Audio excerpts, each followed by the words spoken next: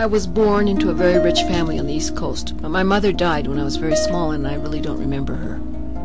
I lived very happy with my father for many years, but one day when I was 12, he brought home a new wife. My stepmother hated me from day one. She was very vain and thought she was the most beautiful woman in the world. One day when I was 14, she paid a man to kidnap and murder me. The man met me at school one afternoon and told me my father had had an accident and he'd take me to the hospital. I was so scared I got in his car. We were on our way out of the city when I realized it had been a lie. The man offered me a soft drink and I took it. Little did I know it was drugged. I woke up in a strange city.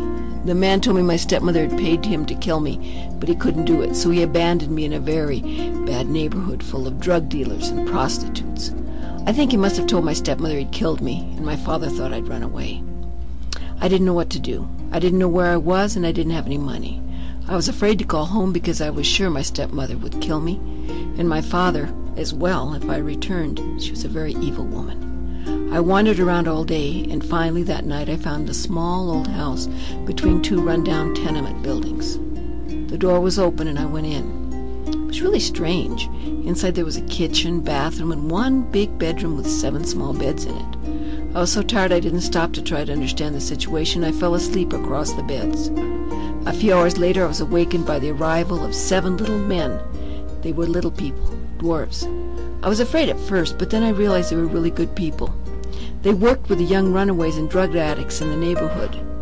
I told them my story, and they wanted to call my father, but I refused, and they didn't pressure me. I lived with them for 2 years.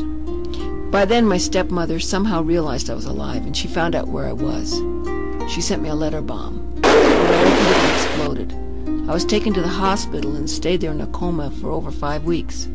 My 7 little friends took turns at my bedside, so I was never alone. The first thing I saw when I finally woke up was the doctor, Dr. Stephen Prince.